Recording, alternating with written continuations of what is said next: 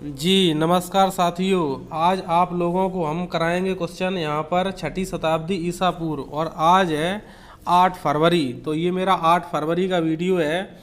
कल और परसों थोड़ा वीडियो में प्रॉब्लम इसलिए आई क्योंकि गले में थोड़ी प्रॉब्लम होने की वजह से प्रॉपर तरीके से आपकी विषय वस्तु पर मैंने अपना ध्यान केंद्रित नहीं कर पाया, तो इस वजह से थोड़ी आपको समस्या उठाना पड़ा सामना। तो मैं थोड़ा उसके लिए आपसे क्षमा चाहता हूँ। चलिए इन्हीं प्रश्नों के साथ और इन्हीं बातों के साथ हम आपको कुछ महत्वपूर्ण प्रश्नों की तरफ ले चलते हैं।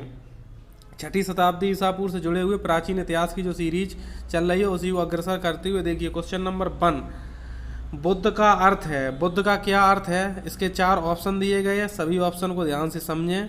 बुद्ध का क्या अर्थ है?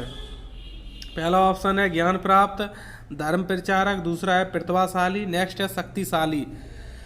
तो बुद्ध का क्या अर्थ है? तो इसका नेक्स्ट यहाँ पर आंसर जो बनेगा वो बनेगा ज्ञान प्राप्त। क्या आंसर बनेगा? इसका आंसर बनेगा ज्ञान प्राप्त। आज हम लोग गौतम बुद्ध का जन्म स्थान था। गौतम बुद्ध का जन्म स्थान कुशीनगर या बोधगया, सारनाथ या लुम्बिनी। बताइए क्या राइट आंसर बनेगा? गौतम बुद्ध का जन्म स्थान, गौतम बुद्ध का जन्म स्थान जो बनेगा यहाँ पर लुम्बिनी बनेगा। राइट आंसर क्या बनेगा? लुम्बिनी। चलिए सुनिए ध्यान से, देखिए कपिल वस्तु लुम्बिनी में इनका जन्म हुआ था। कपिल वस्तु लुम्बिनी में जन्म हुआ था और गौतम बुद्ध ने अपना पहला उपदेश कहाँ दिया था? पहला उपदेश सारनाथ में दिया था। उसी प्रथम उपदेश को धर्म चक्र परिवर्तन कहा गया था। बौद्ध संघ में महिलाओं की भी स्थापना इन्होंने सारनाथ में ही की थी। कुशीनगर में क्या हुआ था? कुशीनगर में महात्मा बुद्ध की मृत्यु हुई थी। यहीं के राजा मल्लों ने इनका अंतिम संस्कार किया था। महात्मा बुद्ध का बोध गया में क्या हुआ था? महात्मा बुद्ध को गया में ज्ञान की प्राप्ति हुई थी, तो बुद्ध से बुद्धिज्म कहलाए थे। गया उसी टाइम से बोध गया कहलाने लगा था। जो वृक्ष था पीपल वृक्ष बोधि वृक्ष कहलाया था। सवाल पूछा जाता है उस बोधि वृक्ष को किसने कटवाया था? तो आंसर नोट करें। शैव धर्म का एक कट्टर शासक था शशांक, उसने पीपल वृक्ष को कटा दिया था। चलिए एनालिसिस को आप लोग देखते रहें। जब ये आपको मैं वीडियो कराए करें तो आप लोग नोटबुक और पेन लेकर के बैठा करें, क्योंकि जो महत्वपूर्ण जानकारी है उसको आप नोट करें। सभी क्वेश्चन एग्जाम में पूछे गए हैं, ऐसा कोई भी क्वेश्चन नहीं जो एग्जाम में पूछा ना गया हो। चलिए क्वेश्चन नंबर 3, गौतम बुद्ध का जन्म स्थान किसके द्वारा अंकित किया जाता है? गौतम बुद्ध का जो जन्म स्थान है उसका क्या यहाँ पर सिंबल है? अशोक का, रमनदेही स्तंभ, मूर्ति, पीपल वृक्ष या बौद्ध मत। बताइए राइट आंसर तीसरे का क्या बनेगा? क्वेश्चन देखिए पूछा गया एसएससी में, ठीक है। तो इसका जो राइट आंसर बनेगा वो यहाँ पर बनेगा ये पहला, अशोक के रमनदेही स्तंभ, मतलब ज्ञान उसका अंकित किया गया है। क्वेश्चन की लैंग्वेज समझें, ठीक है। यहाँ पर क्या है? गौतम बुद्ध का जन्म स्थान किसके द्वारा अंकित किया जाता है? अशोक का जो रोमन देही स्तंभ है उसी के द्वारा अंकित किया जाता है। तो तीसरे का राइट आंसर बन गया ए। चलिए आज हम करेंगे टोटल 54 क्वेश्चन। चलिए ये जो क्वेश्चन है विजय राजपूत के देख रेख में सभी प्रश्न आपके सामने रखे जाते हैं। एक एक प्रश्न पर बहुत ज़्यादा मेहनत होती है, तो आप सब लोग विजय राजपूत के लिए एक लाइक ज़रूर करते रहें, क्योंकि बहुत ज़्यादा भूमिका महत्वपूर्ण अदा करनी पड़ती है काम में। बौद्ध धर्म में बुल शब्द का संबंध बुद्ध के जीवन में किस घटना के साथ है? बुल का संबंध किस घटना के साथ है? तो बताइए, युवावस्था से है, प्रबोध से है, महाविनिष्क्रमण से है या महापरिनिर्माण से है? महापरिनिर्माण से है। क्वेश्चन नंबर राइट का आंसर बताइए। बुल का संबंध इनकी युवावस्था से है। याद कैसे रखोगे? बुल यानी कि सांड हिंदी में, और सांड में क्या होती है? ताकत। और युवावस्था में भी ताकत होती है मनुष्य में। जब मनुष्य अपनी युवावस्था में होता है तो उसके अंदर ताकत होती है, ठीक है। तो राइट आंसर इसका बना ए। और जैसे एक ऑप्शन यहाँ पर लिखा गया महाविनिष्क्रमण किसे कहते हैं? बौद्धों के हिसाब से गृह त्याग की घटना को महाविनिष्क्रमण कहा गया है। प्रबोध का मतलब क्या था? ज्ञान की प्राप्ति को बोध कहा गया, उसी संबंधित प्रबोध है। महापरिनिर्माण का मतलब क्या है? जो इनका देहांत हो गया था उसे महापरिनिर्माण कहा गया था, ठीक है। चलिए और धर्मचक्र परिवर्तन एक शब्द मिलेगा, नोट करें। धर्मचक्र परिवर्तन का मतलब था कि जब इन्होंने प्रथम उपदेश दिया था सारनाथ में, तो उसी उपदेश को धर्मचक्र परिवर्तन कहा गया। सबसे जरूरी क्वेश्चन, महात्मा बुद्ध किस भाषा में उपदेश दिए थे? पाली भाषा में। पाली भाषा महात्मा बुद्ध उपदेश देते थे। बुद्ध किस वंश से संबंधित थे? ज्ञात्रिका वंश से या मौर्य वंश से या शाक्य वंश से या कुरु? तो बताइए राइट आंसर 5 का क्या बनेगा। तो बुद्ध जो थे वो शाक्य वंश से संबंधित थे। किससे संबंधित? शाक्य वंश से। शाक्य वंश से संबंधित थे बुद्ध। ध्यान रखना, बुद्ध के पिता का नाम था सिद्धोधन। ये कपिलवस्तु के शाक्यगढ़ के मुखिया थे। जो सिद्धोधन थे वो कपिलवस्तु शाक्यगढ़ के मुखिया थे। तो बुद्ध का राइट आंसर क्या बन जाएगा? किस गढ़ से थे? शाक्यगढ़ से संबंधित थे। ठीक है, राइट। चलिए question number 6, let's go. Question number 6, let's go. देखिए, निम्नलिखित में से कौन सा शासक बुद्ध के समकालीन नहीं था? कौन सा शासक बुद्ध के समकालीन? अब देखिए, बुद्ध का जन्म वैसे हुआ है 563 ईसा पूर्व और मृत्यु हुई है 483 ईसा पूर्व। जो ईसा पूर्व होती है तिथि बड़े से छोटे की तरफ चलती है। ठीक है, तो इसमें कौन उनके समकालीन नहीं है? उदयन या बिंबिसार या अजातशत्रु या महापद्म नंद। तो बताइए क्वेश्चन नंबर 6 का राइट आंसर क्या बनेगा? क्वेश्चन नंबर जो 6 है इसका राइट आंसर बताइए। देखिए, उदयन भी था, बिंबिसार भी था, अजातशत्रु भी था। अजातशत्रु कुणिक की उपाधि है, नोट करें, अजातशत्रु कुणिक की उपाधि है। ठीक है, अच्छा, ये जो महापद्म नंद है ये तो नंद वंश का शासक था, महापद्म नंद। ठीक है, महापद्म नंद नंद वंश से संबंधित था। ये बहुत पीछे चला गया लास्ट में। ठीक है, बाद में ये नंद वंश के जगह पर कौन सा वंश आया था? जब नंद वंश समाप्त होकर के मौर्य वंश आता है। ठीक है, तो आगे का जो चैप्टर है वो मौर्य वंश है। तो इस शैली को पहले से आप अच्छे समझें। और हर एग्जाम में क्वेश्चन पूछा गया है। एक भी क्वेश्चन यहाँ पर विजय राजपूत ने अब की बार बेकार क्वेश्चन नहीं लिया, सारे क्वेश्चन वही रखे हैं जो एग्जाम में पूछे गए हैं। बुद्ध को प्रबोध कहाँ प्राप्त हुआ था? प्रबोध का मतलब ज्ञान की प्राप्ति। बुद्ध को ज्ञान की प्राप्ति कहाँ हुई थी? सारनाथ में हुई थी, या बोधगया में हुई थी, या कपिलवस्तु में हुई थी, या राजगृह में हुई थी। तो बुद्ध को ज्ञान की प्राप्ति कहाँ पर हुई थी?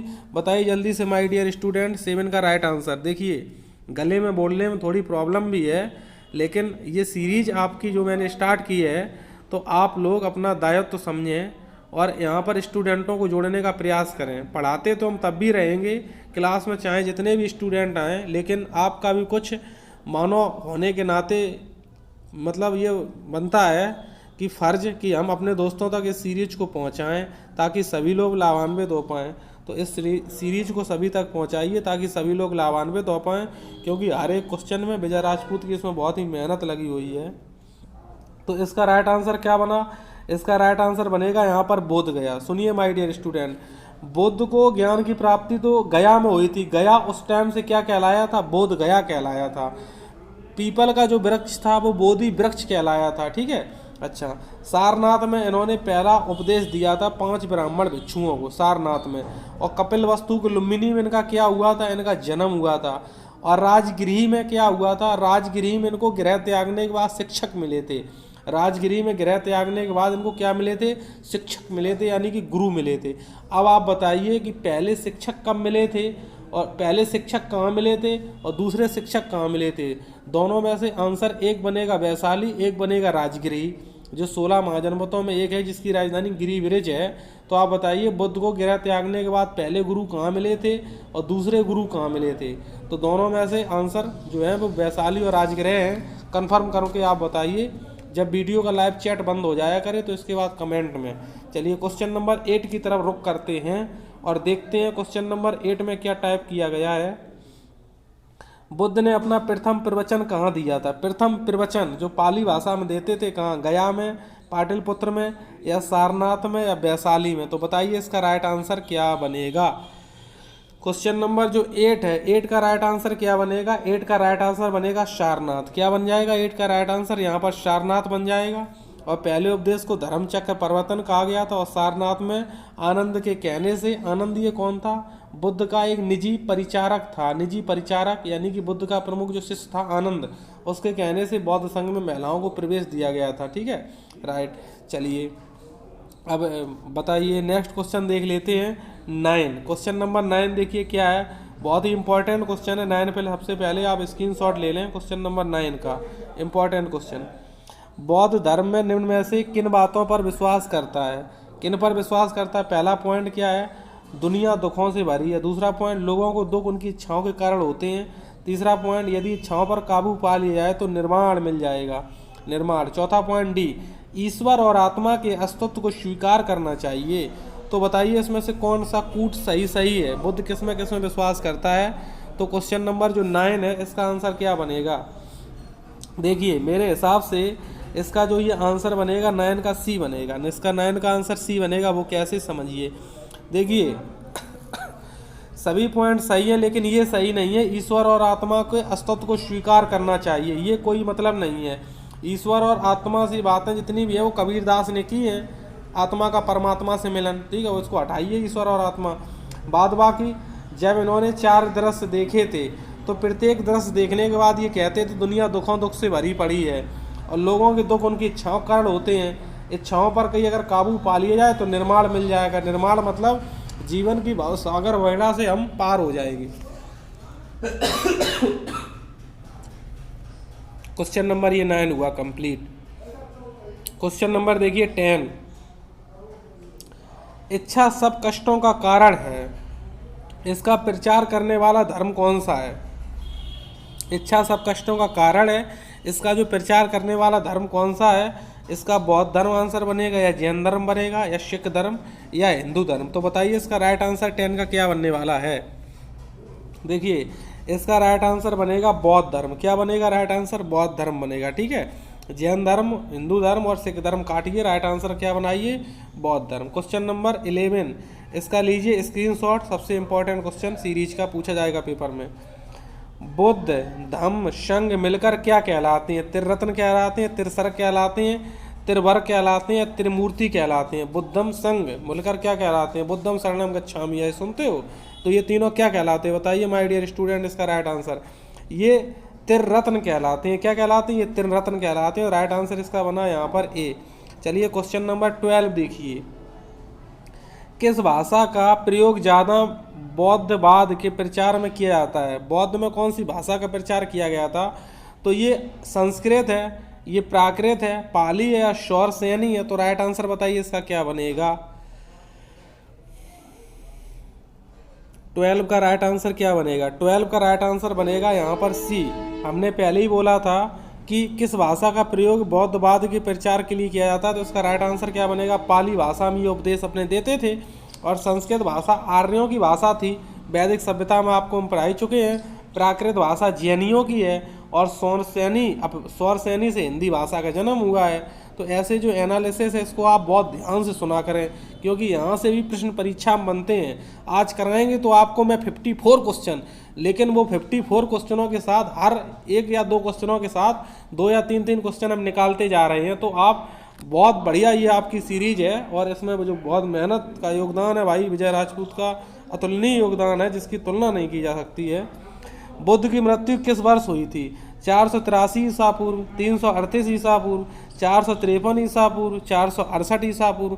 तो बताइए राइट आंसर। बुद्ध की मृत्यु, तो इसको सुनिए आंसर। अब क्या बनेगा? सुनो आंसर ध्यान से।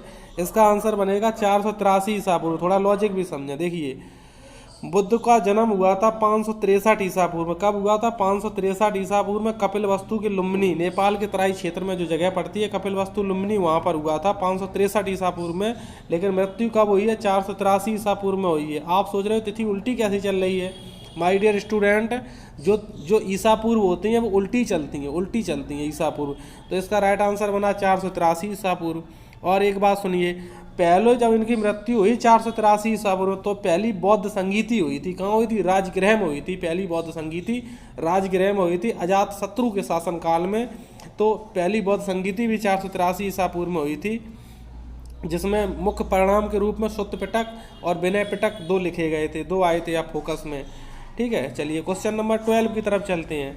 हर एक क्वेश्चन आपके लिए नई ऊर्जा और एनर्जी के साथ जुड़ा हुआ है। तो आप लोग या तो जाने दो या तो इन क्वेश्चनों में जान लगा दो। बस या तो पढ़ो तो इन क्वेश्चनों में जान लगाइए, नहीं तो जाने दो। निशाने पे निशाना है, उसे हम तीर कहते हैं। भगवान बुद्ध ने प्राण कहाँ त्यागे थे? भगवान बुद्ध ने प्राण कहाँ त्यागे थे? राजगीर में, ठीक है, सारनाथ में, बोध गया में, या कुशीनगर में? तो बताइए माय डियर स्टूडेंट इसका राइट आंसर।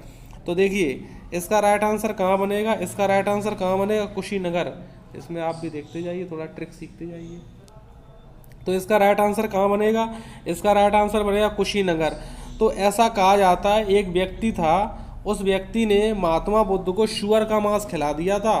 तो महात्मा बुद्ध की अत्यंत तबीयत बिगड़ गई थी और कुशीनगर में इनका देहांत हो गया था। कुशीनगर के राजा मल्लो ने इनका अंतिम संस्कार किया था। ठीक है।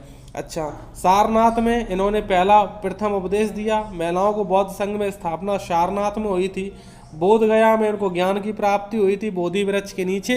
उसी बोधि वृक्ष को आगे शैव धर्म का जो कट्टर शासक बनेगा शशांक, उसी ने कटवा दिया था। ठीक है। चलिए नेक्स्ट क्वेश्चन देखते हैं यहाँ पर 15 नंबर। ये देखिए भाई साहब, इतना इंपॉर्टेंट क्वेश्चन, इसको लीजिए स्क्रीनशॉट। बुद्ध ने निम्नलिखित में से किस स्थान पर महापरिनिर्वाण प्राप्त किया था? महापरिनिर्वाण मतलब उनकी मृत्यु कहाँ हुई थी ये पूछ रहा है। कुशीनगर में, कपिलवस्तु में, पावा में या फिर कुंडग्राम में? बुद्ध के बारे में पूछा गया है, तो क्वेश्चन नंबर 15 का राइट आंसर बताइए। क्वेश्चन नंबर 15 का राइट आंसर क्या बनेगा? इसका राइट आंसर बनेगा यहाँ पर कुशीनगर। क्या राइट आंसर बनेगा? कुशीनगर। तो महापरिनिर्वाण कहाँ हुआ था? कुशीनगर में हुआ था। अभी बताया मैंने अगला क्वेश्चन, कुशीनगर के राजा मल्लो ने इनका अंतिम संस्कार भी इस टाइम किया था। कपिलवस्तु के लुम्बिनी में इनका जन्म हुआ था। ठीक है। चलिए, और पावा और कुंडग्राम के बारे में आगे जैन धर्म से संबंधित जुड़ी हुई बातें हैं तब बताएंगे आपको। ठीक है। अच्छा, क्वेश्चन नंबर 16, बौद्धों के पवित्र अवशेषों पर निर्मित गुंबदाकार छत्र वाली अर्धगोलाकार संरचना को क्या कहते हैं? बुद्ध की मृत्यु के बाद कुछ गुंबदाकार ये छत्र और अर्धगोलाकार संरचना बनाई गई, उसे क्या कहते हैं? स्तूप कहते हैं, धर्मादेश कहते हैं, स्तंभ कहते हैं और एकास्मक कहते हैं। तो राइट आंसर बताइए 16 का क्या बनेगा? 16 का राइट आंसर यहाँ पर बन जाएगा, उन्हें क्या कहते हैं? उन्हें स्तूप कहते हैं। क्या कहते हैं? स्तूप कहते हैं। क्वेश्चन नंबर देखिए 16 नंबर, ये भी 2014 में आया। हर क्वेश्चन एग्जाम में आया गया है, एग्जाम का नाम भी मेंशन किया है मैंने। चलिए, बुद्ध के विश्वास अनुसार गौतम बुद्ध का अलग अवतार किसे माना जाता है? गौतम बुद्ध का अलग अवतार किसे माना जाता है? क्वेश्चन अच्छा है। अत्रेय को या मैत्रेय को या नागार्जुन को और या कल्की को किसको माना जाता है? बताइए 17 का राइट आंसर। तो अंतिम अवतार मैत्रेय को माना जाता है। किसको माना जाता है? मैत्रेय। भारत का आइंस्टीन किसे कहा जाता है? नागार्जुन को कहा जाता है। ये नोट कर लो, नागार्जुन को भारत का आइंस्टीन के रूप में जाना जाता है। क्वेश्चन नंबर 18 देखिए यहाँ पर क्या है। बौद्ध धर्म में समाज के दो वर्गों को अपने साथ जोड़कर एक महत्वपूर्ण प्रभाव छोड़ा। ये वर्ग कौन से थे? बड़े के और पुरोहित थे या साहूकार दास थे, योद्धा व्यापारी थे, स्त्री और शूद्र थे? तो बताइए 18 का राइट आंसर यहाँ पर क्या बनेगा? 18 का राइट आंसर बोली जल्दी से। ये जो महत्वपूर्ण वर्गों को छोड़ा है, कौन कौन से वर्ग थे? बौद्ध धर्म में समाज दो वर्गों अपना साथ छोड़कर एक महत्वपूर्ण प्रभाव छोड़ा। किसका साथ छोड़ दिया था? स्त्रियों और शूद्रों का साथ छोड़ दिया था। फिर उस समय आपने देखा था समाज 4 वर्णों में बटा हुआ था, ब्राह्मण, क्षत्रिय, वैश्य और शूद्र। शूद्र लोग वो होते थे जो अन्य लोगों घर में काम वगैरह करते थे, उनको बहुत हम थोड़ा हीन भावना से देखते थे। स्त्रियों को भी मैत्रायणी संहिता में जुआ और शराब के समान स्त्रियों को भी एक गलत प्रकार की वस्तु, ऐसे मतलब प्राणी के रूप में माना गया है, उसमें लिखा है मैत्रायणी संहिता में। लेकिन आजकल स्त्रियों को प्राचीन भारत की अपेक्षा अगर हम कहें कि वर्तमान भारत में तो देवी के समान माना जाता है। अपने देश में स्त्रियों को देवी की उपाधि दी जाती है। भारतीय इतिहास में निम्नलिखित युगों में से किसके दौरान क्षत्रिय एक विशिष्ट पहचान रखते हैं? भारतीय इतिहास में निम्नलिखित युगों के दौरान में से किसके दौरान क्षत्रिय एक विशिष्ट पहचान रखते हैं? बुद्ध के युग में, मौर्य काल में, पश्चिम मौर्य काल में या गुप्त काल में? क्षत्रिय किसमें अपनी एक विशिष्ट पहचान? 19 का बताइए राइट आंसर। 19 का राइट आंसर यहाँ पर क्या बनेगा? राइट आंसर यहाँ पर ए बनेगा, यानी कि बुद्ध के युग में। ये क्वेश्चन कहीं मेरे जेब से नहीं बनाए गए हैं, जो एग्जाम में पूछे गए क्वेश्चन है वही क्वेश्चन है, जो उसमें बाद में पेपर डाउनलोड करके नेट से विजय राजपूत ने यहाँ पर कलेक्ट करके आपको दिए हैं। क्योंकि ये मेहनत का काम होता है, तो आप लोग लाइक और सब्सक्राइब और शेयर बिना पूछे लिंक को झड़ाके से चारों तरफ करें। क्वेश्चन नंबर देखिए 20 की तरफ चले हम। प्रथम बौद्ध परिषद कहाँ आयोजित की गई थी? मतलब पहली बौद्ध महासंगीति कहाँ आयोजित की गई थी, ये पूछा गया है। वैशाली में, कश्मीर में, पाटलिपुत्र में या राजगृह में? तो राइट आंसर बताइए 20 का क्या बनेगा? 20 का यहाँ पर राइट आंसर बनेगा, पहली बौद्ध संगीति कहाँ आयोजित की गई थी? पहली बौद्ध संगीति 483 ईसा पूर्व में अजातशत्रु के शासनकाल में राजगृह में आयोजित की गई थी। कहाँ पर? राजगृह में आयोजित की गई थी, जिसमें सुत्त पिटक और विनय पिटक दो मुख्य कार्य और परिणाम के रूप में देखने को मिलते हैं। चलिए नेक्स्ट पॉइंट क्वेश्चन नंबर हम 21 की तरफ चलेंगे, रुक करते हैं। अशोक ने तृतीय बौद्ध परिषद कहाँ बुलाई थी? अशोक के शासन काल में तीसरी बौद्ध परिषद हुई थी, वो कहाँ पर हुई थी? पाटलिपुत्र में हुई है या मगध में हुई है? पाटलिपुत्र हो गया या मगध, और हम तीसरा ले लें, मान लो वैशाली ले लिया, चलो इसमें दिखा देते हैं। मतलब तृतीय बौद्ध संगीति कहाँ पर हुई? चलो ऑप्शन ही दिखा दें आपको हम। तो तृतीय बौद्ध संगीति देखिए, ऑप्शन एक कलिंग है और सारनाथ है, तो ध्यान रखने। अब तृतीय बौद्ध संगीति बताइए, अगर आपको याद है तो बताइए इसका राइट आंसर क्या बनेगा। तृतीय बौद्ध संगीति का आंसर बताइए जल्दी से, क्या बन जाएगा क्वेश्चन नंबर 21 का? इसके क्या आंसर ए बनेगा, पाटलिपुत्र। क्या बनेगा? ए ऑप्शन पर पाटलिपुत्र था, तो पाटलिपुत्र बनेगा। क्वेश्चन नंबर देखिए 22 क्या लिखा है? पांचवी बौद्ध परिषद का आयोजन किसने किया था? पांचवी बौद्ध परिषद का, आपको पता है बौद्ध संगीतियाँ 4 हुई हैं, लेकिन पांचवी बौद्ध परिषद का आयोजन किसने किया था? ये कुछ मान्यता के आधार पर ऐसा माना जाता है, लेकिन ऐसा पूर्ण रूप से क्लियर भी नहीं है। लेकिन एसएससी ने 2006 में ये प्रश्न पूछा है। वो तो पता है कि 4 बौद्ध संगीतियाँ हैं, लेकिन पांचवी की बात की गई है, तो ऐसी स्थिति में आंसर उसने क्या माना था? आंसर मतलब किसने आयोजन किया था? तो ऐसी स्थिति में आंसर यहाँ पर 25 का बी माना गया था, कनिष्क। पांचवी बौद्ध संगीति परिषद कहाँ आयोजित हुआ था? कनिष्क इसका राइट आंसर माना गया। 22 का राइट आंसर क्या बना यहाँ पर? 22 का राइट आंसर यहाँ पर सॉरी कनिष्क नहीं बनेगा, यहाँ पर मिस्टेक हो गया। इसका राइट आंसर बनेगा हर्ष। क्या बनेगा? हर्ष बनेगा राइट आंसर, इसका हर्ष बनेगा। तो 22 का राइट आंसर बना यहाँ पर सी, हर्ष। हर्ष के शासनकाल में मानी जाती है, हर्षवर्धन, जिसका शासनकाल 606 से लेके 647 ईस्वी तक चलता है। आरंभिक बौद्ध साहित्य में किस भाषा में रचे गए? आरंभिक जो बौद्ध साहित्य किसमें? पाली में, अराइमेक में, संस्कृत में और प्राकृत में। तो इसका राइट आंसर क्या बनेगा? इसका राइट आंसर क्या बनेगा? तो इसका राइट आंसर क्या बनेगा? 23 का इसका राइट आंसर यहाँ पर बनेगा ए। क्या राइट आंसर बनेगा? ए। आरंभिक बौद्ध साहित्य किस भाषा में लिखे गए? वो पाली भाषा में लिखे गए। किसमें लिखे गए? पाली भाषा में। ऐसी सुना दो और चलने दो, सुना दो चलने दो। निम्नलिखित में से बौद्धों का पवित्र ग्रंथ कौन सा है? निम्नलिखित में से बौद्धों का पवित्र ग्रंथ कौन सा है? तो इसका आंसर क्या बनेगा? उपनिषद, वेद या त्रिपिटक या जातक। ओए छोटू लाइट चली गई, थोड़ा लाइट ऑन करिए आप, अंधेरा हो रहा है। थोड़ी लाइट जलाइए सामने वाली फ्लैक्स, अंधेरा हो रहा है इसलिए लाइट जलाइए, क्योंकि अंधेरा हो रहा है। चलिए हाँ, तो 24 का राइट आंसर क्या बनेगा यहाँ पर? उपनिषद या वेद या त्रिपिटक या जातक। तो इसका राइट आंसर बताइए। 24 का राइट आंसर पवित्र ग्रंथ हैं, तो इस स्थिति में इसका आंसर बन जाएगा यहाँ पर त्रिपिटक। इनको क्या कहा जाता है? पिटक, शुद्ध पिटक, विनय पिटक और अभिधम पिटक। शुद्ध पिटक, विनय पिटक और अभिधम पिटक, ठीक है। अच्छा, त्रिपिटक धार्मिक ग्रंथ है किसके? जैनों के, सिखों के, बौद्धों के, हिंदुओं के। 2002 में पूछा गया क्वेश्चन। तो बताइए इसका राइट आंसर क्या बनेगा? 25 का राइट आंसर यहाँ पर बनेगा बी। बी बनेगा। क्या बनेगा? बी, बौद्धों का बनेगा यहाँ पर राइट आंसर। क्वेश्चन नंबर 26, बौद्ध ग्रंथों पिटकों की रचना निम्नलिखित में से किस भाषा में की गई थी? पिटकों की रचना संस्कृत, अर्धमागधी या प्राकृत या पाली। तो बताइए जल्दी से, अच्छा क्वेश्चन है, 2002 में पूछा भी गया है। क्वेश्चन नंबर 26 जल्दी बताइए, लेट्स गो। 26 का राइट आंसर बनेगा गाइस यहाँ पर पाली। क्या बनेगा? पाली आंसर बनेगा यहाँ पर। 27 देखिए गाइस, अगला क्वेश्चन, मूर्ति कला की गांधार शैली का सूत्रपात किसके द्वारा किया गया है? सूत्रपात किसके द्वारा? हीनयान संप्रदाय, महायान संप्रदाय, वैष्णव संप्रदाय और शैव संप्रदाय। तो 27 का बताइए राइट आंसर, जल्दी बताइए। अच्छा क्वेश्चन है। 27 का राइट आंसर यहाँ पर बनेगा महायान। इसका राइट आंसर क्या बन जाएगा? यहाँ पर महायान बन जाएगा। देखिए, बौद्ध संघ 2 शाखाओं में विभाजित हो गया था। जो चौथी बौद्ध संगीति थी उसमें महायान, हीनयान और महायान 2 शाखाओं में बौद्ध धर्म टूट गया था, ठीक है। तो इसका राइट आंसर बनेगा महायान। अफगानिस्तान में बुद्ध की 2 विशाल मूर्तियों को निम्नलिखित में से किस स्थान पर नष्ट किया गया था? अफगानिस्तान की बात हो रही है, नल्लों की नगरी अफगानिस्तान, ठीक है। चलिए आंसर बताइए, कंधार में और या का उडला में और या बमियान में या मजीर ए शरीफ में। तो इसका right answer my dear student जल्दी से बताइए। 28, अच्छा क्वेश्चन है, शायद आप पहली बार सुन रहे होगे इस क्वेश्चन को। 28 का राइट आंसर यहाँ पर क्या बनेगा? बमियान में, बमियान इसका राइट आंसर। डायरेक्ट इन्फॉर्मेशन पर आधारित है, तो आप नोट करें, ठीक है। बमियान जो जगह है आप उसमें देख सकते हैं मैप में, अफगानिस्तान में है।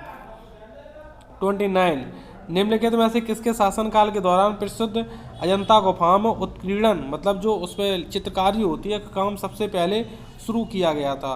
तो क्वेश्चन को ध्यान रखें क्योंकि अब आपको मैं दूसरी तरफ इसके ऑप्शन दिखाऊंगा।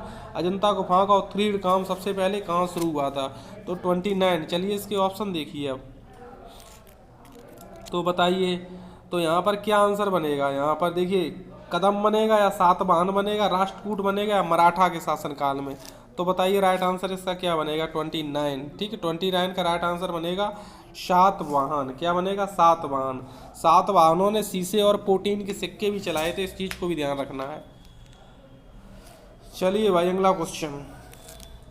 धातु से बने सिक्के पहले प्रकट हुए थे। धातु से बने सिक्के कहाँ आए थे? हड़प्पा सभ्यता में, उत्तर वैदिक काल में, बौद्ध काल में या मौर्य काल में? धातु के बने सिक्के पहले ऑप्शन के हिसाब से बताइए कहाँ प्रकट हुए। 30 का राइट आंसर क्या बनेगा? धातु के कुछ सिक्के जो आए थे वो 30 का राइट आंसर बताइए। ये कुछ सिक्के बुद्ध के शासनकाल में भी आ गए थे। किसके शासनकाल में? बुद्ध के शासनकाल में कुछ धातु से बने सिक्के भी देखे गए हैं। चलिए, भारत में 5वीं शताब्दी के प्राचीन विश्वविद्यालय की स्थापना कहाँ की गई थी?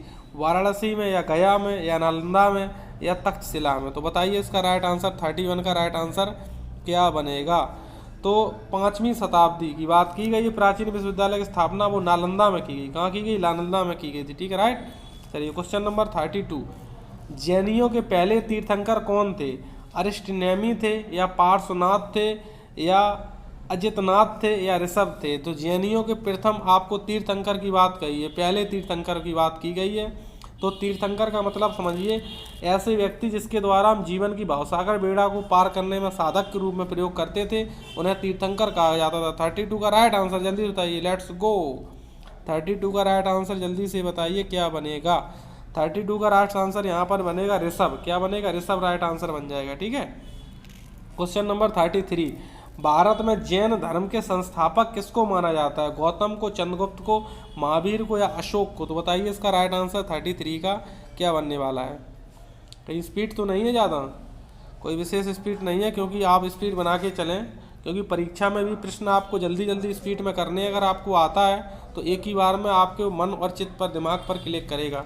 तो राइट आंसर यहाँ पर क्या हो गया? महावीर। ठीक है, जिसको 24वें तीर्थंकर भी कहा जाता है। चलिए, महावीर कौन है? देखो जो क्वेश्चन बोला वो आ भी गया। 21वें तीर्थंकर हैं कि 24वें, 22वें और 23वें? तो बताइए राइट आंसर। 34 का राइट आंसर यहाँ पर क्या हो जाएगा? यहाँ पर बी हो जाएगा। 24वें तीर्थंकर कौन है? महावीर है। इन क्वेश्चनों में बहुत मेहनत की गई है विजय सिंह द्वारा। एक एक क्वेश्चन बड़ा ही ध्यान से लिखा गया है। कोई भी क्वेश्चन अभी तक ऐसा नहीं मिला जिसमें मिसप्रिंटिंग आई हो। हर क्वेश्चन एकदम बढ़िया स्क्रिप्ट में है। महावीर का जन्म किस नाम के क्षत्रिय गोत्र में हुआ था? शाक्य में या मल्लास में या ज्ञात्रिक में या लिच्छवी में? बताइए।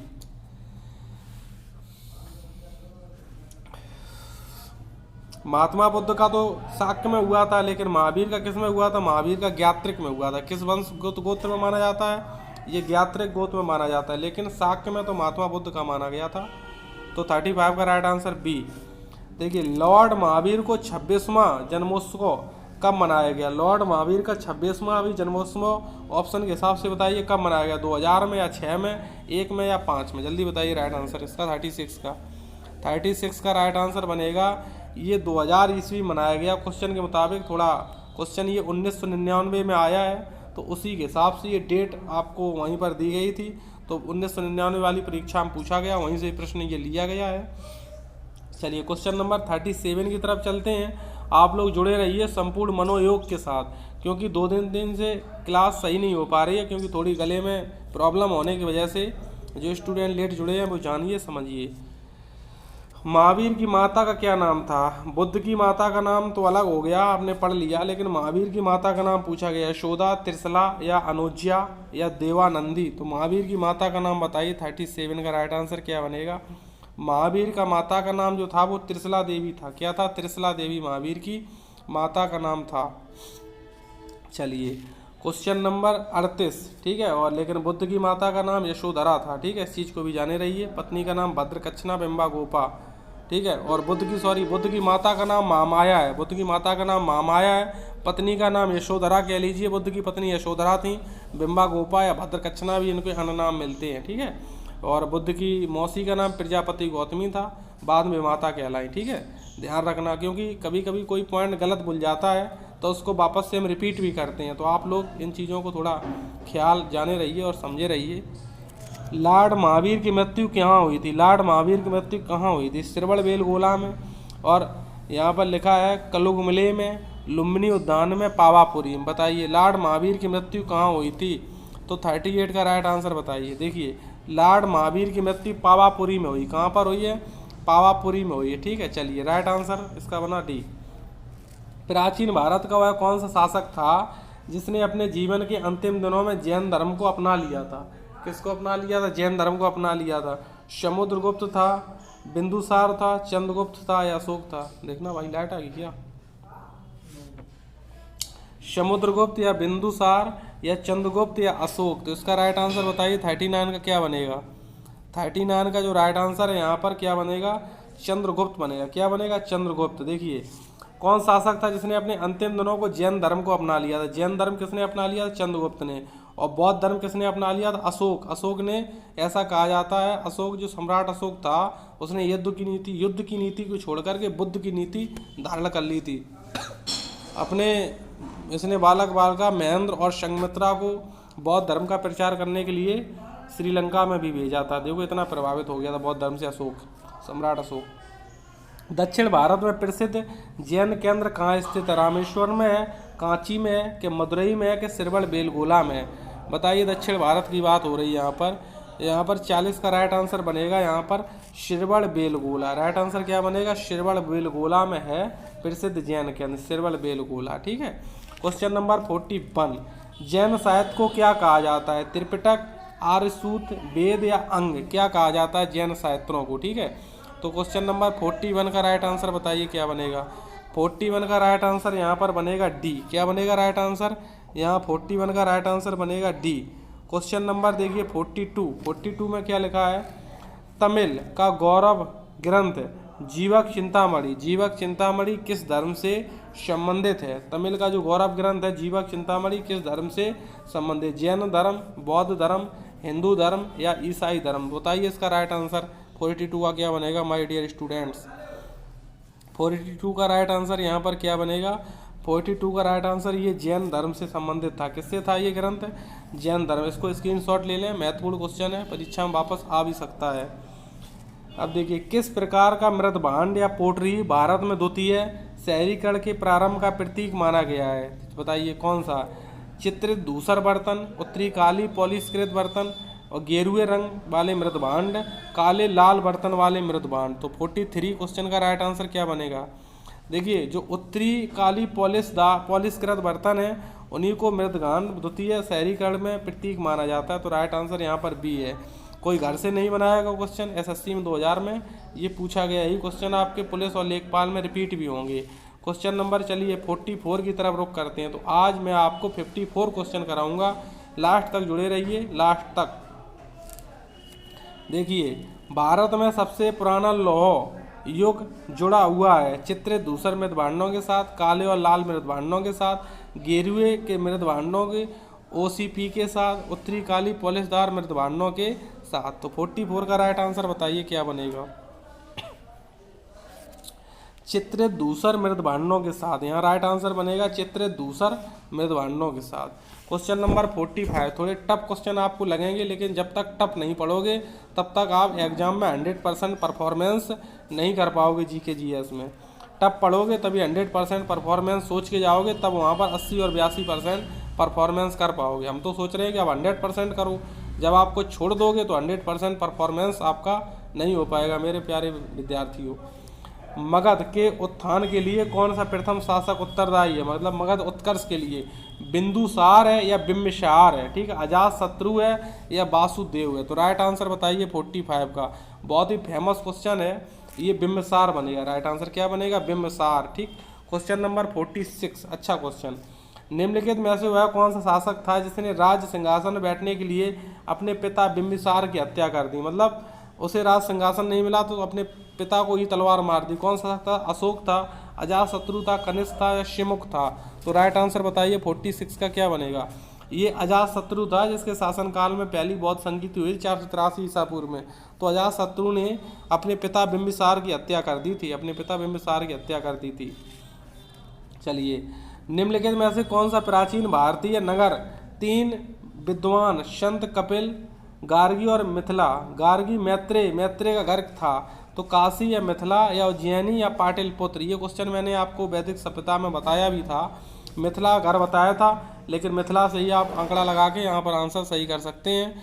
तो 47 का राइट आंसर ये मैत्रेय का घर, मैंने मिथिला बता दिया था, तो उसी हिसाब से मिथिला, ये मिथिला नरेश है मैथिली, जो ये मैत्रेयी है, ठीक है, याज्ञवल्क्य की पत्नी है मैत्रेयी, और गार्गी के साथ वाद विवाद हुए थे याज्ञवल्क्य के, जो बृहदारण्यकोपनिषद में मैंने आपको बताए थे।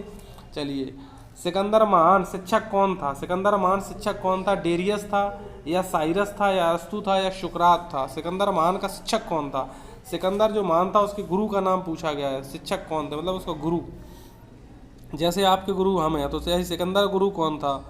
तो 48 का राइट आंसर क्या बनेगा? सिकंदर गुरु का नाम था एरिस्टोटल यानी कि अरस्तु। ये एक प्रसिद्ध यूनान का दर्शन शास्त्री है अरस्तु, ठीक है। चलिए, क्वेश्चन नंबर 49, सिकंदर, अलेक्जेंडर और पोरस की सेनाओं ने निम्नलिखित में से किस नदी के आमने सामने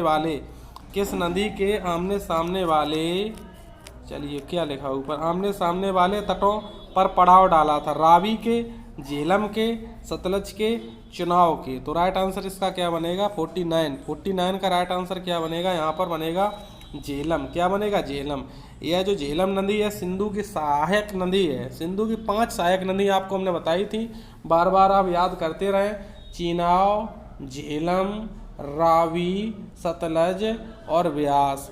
याद रहे, सिंधु जल समझौता 1960 में हुआ था, ठीक है।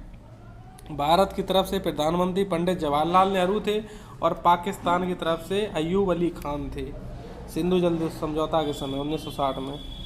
क्वेश्चन नंबर 50 देखिए, इसके बाद 4 क्वेश्चन और हैं, लास्ट तक जुड़े रहें। 323 ईसा पूर्व में सिकंदर महान की मृत्यु हुई है। 330 ईसा पूर्व में सिकंदर महान की मृत्यु हुई है। कहाँ पर? फारस में या मैसिडोनिया में या बेबीलोन में या तक्षशिला में? कहीं जन्मा और कहीं दूसरे जगह पर मृत्यु हुई। तो बताइए राइट आंसर 50 का क्या बनेगा? 50 का राइट आंसर यहाँ पर बनेगा बेबीलोन। क्या बनेगा राइट आंसर? कहीं जन्मा, कहीं शासन किया और कहीं मृत्यु हुई, तो ऐसा कहा जाता है। तो उसकी मृत्यु कहाँ हुई है? बेबीलोन में हुई है। चलिए, क्वेश्चन नंबर 51, व्याकरण ग्रंथ अष्टाध्यायी के रचनाकार कौन है? चावर्क हैं या कौटिल्य हैं या पाणिन हैं या कपिल हैं? तो इसका राइट आंसर बताइए। अष्टाध्यायी, ये संस्कृत का एक मतलब ग्रंथ है अष्टाध्यायी, तो इसकी रचना किसने की है बताइए।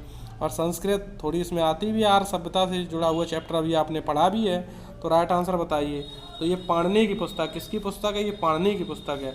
सुलेखन क्या है? सुलेखन सुंदर हस्तलेख है, मूर्ति कला है, शिलालेखों पर नक्काशी है, चित्रकला का उन्नत ढंग है। तो इसका राइट आंसर बताइए 52 का क्या बनेगा? सुलेखन का मतलब होता है सुंदर हस्तलेख, सुंदर हस्तलेख को ही सुलेखन कहा जाता है। तो राइट आंसर यहाँ पर ए बन गया। क्वेश्चन नंबर 53, अभी 2 क्वेश्चन शेष हैं, जुड़े रहिए। प्राचीन काल में स्रोत सामग्री लिखने के लिए प्रयुक्त भाषा थी, कौन सी भाषा थी? संस्कृत थी, पाली थी, ब्राह्मी थी या खरोष्ठी थी? तो बताइए प्राचीन काल में स्रोत सामग्री लिखने के लिए कौन सी भाषा थी? तो 53 का राइट आंसर बनाइए और स्क्रीनशॉट लीजिए, कितना अच्छा ये इंपॉर्टेंट क्वेश्चन है। तो 53 का राइट आंसर यहाँ पर प्राचीन काल की भाषा पूछी जाए तो इसका राइट आंसर संस्कृत है। संस्कृत को जगत जननी भाषा कहा जाता है। हिंदी भाषा का जन्म संस्कृत से हुआ है। पाली भाषा महात्मा बुद्ध की भाषा थी और ब्राह्मी है, खरोष्ठी लिपियाँ, भारत की सबसे प्राचीन लिपि ब्राह्मी लिपि है, ठीक है। तो इस चीज़ को भी जाने रहिए, ब्राह्मी लिपि बाएं से दाएं लिखी जाती है, खरोष्ठी दाएं से बाएं लिखी जाती है। ये बाएं से दाएं है, ये दाएं से बाएं है, तो इस चीज़ को भी आप जाने रहें। हेरोडोटस को माना जाता है इतिहास का जनक, भूगोल का जनक, राजनीति शास्त्र का जनक और दर्शन शास्त्र का जनक। तो बताइए हेरोडोटस को किसका जनक माना जाता है? फादर ऑफ किसका कहा जाता है हेरोडोटस को? बोलिए राइट आंसर 54। आज का ये लास्ट क्वेश्चन है, तो 54 का राइट आंसर क्या बनेगा? इतिहास का जनक। तो ये इतिहास के जनक हेरोडोटस को कहा जाता है। आज के जो आठ के जो क्वेश्चन थे वो बहुत ही अच्छे और उम्दा प्रश्न थे। तो क्वेश्चन नंबर 54 का आप स्क्रीनशॉट भी ले सकते हैं और जो लोग लेट जुड़े थे वो लोग देख लें। देखिए इस प्रकार के प्रश्न थे। आप इन प्रश्नों को अपने नोट्स में नोट करें और वन लाइनर के स्टाइल में अपना खुद से नोट्स बनाएं। अगर आप इन प्रश्नों को एक बार नोट कर दोगे तो जीवन पर्यंत इनको आप कभी नहीं भूलोगे, क्योंकि इन क्वेश्चनों के माध्यम से मेरी संपूर्ण मेहनत और उस मेहनत में पूरा योगदान विजय सिंह का भी होता है। तो आप लोग अपना योगदान अपने हाथ से बनाएं, क्योंकि हम आपको वो चीज़ दे रहे हैं जो आपको ज़रूरत है, और आप अगर ना लो तो वो आपकी इच्छा और आपकी मर्जी है। तो आज की ये क्वेश्चन थे। आज दिनांक 8 फरवरी 2022 का मेरा ये वीडियो था। बहुत बहुत धन्यवाद। Thank you for watching growth competition. जय हिंद।